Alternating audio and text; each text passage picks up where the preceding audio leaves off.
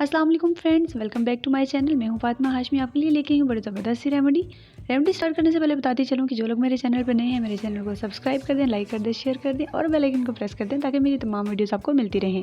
जिन लोगों के हाथों का रंग फेस से मैच नहीं करता, मेरी आज की रेमेडी उन लोगों के लिए है हाथों के डलनेस डार्कनेस को खत्म करने के लिए ये रेमेडी है। तो आप लोगों ने इसको लाजमी ट्राई करना है और मुझे बताना है कि आपको कैसे रिजल्ट मिले। सबसे पहले आपने क्या करना है, आपने ले लेना है एक अदद बनाना। उसको मैश करने के बाद आपने क्या करना है, एक चम्मच आपने बेसन डाल लेना है। इसमें बेसन डालने के बाद आपने इसमें लेमन जूस जो है वो हाफ लेमन जूस आपने इसमें ऐड करना है। उसको अच्छे से मिक्स करना है। मिक्स करने के बाद आपने अपने फेस पे अप्लाई करना है।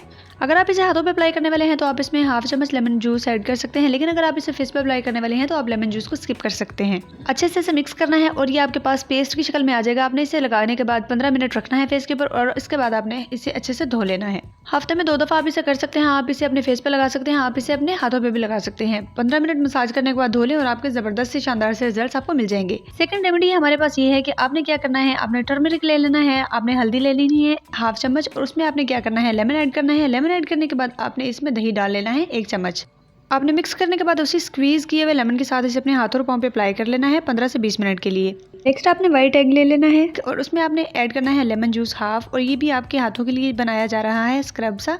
इसमें आपने बेकिंग सोडा ऐड करना है तकरीबन हाफ चम्मच। इसे बनाने के बाद मिक्स करने के बाद आप देखेंगे इसमें बबल्स बनना स्टार्ट हो जाएंगे। इसको आपने अपने हाथों पर अप्लाई करना है। उसके बाद देखिएगा आप शानदार से रिजल्ट्स। ये थी मेरी आज की चुनी मुनी सी वीडियो। उम्मीद करती हूँ आपको अच्छी लगी होगी। नेक्स्ट वीडियो तक के लिए मुझे फातिमा हाशमी को दीजिए इजाज़त। दुआ में याद रखिएगा। फी अमान अल्लाह।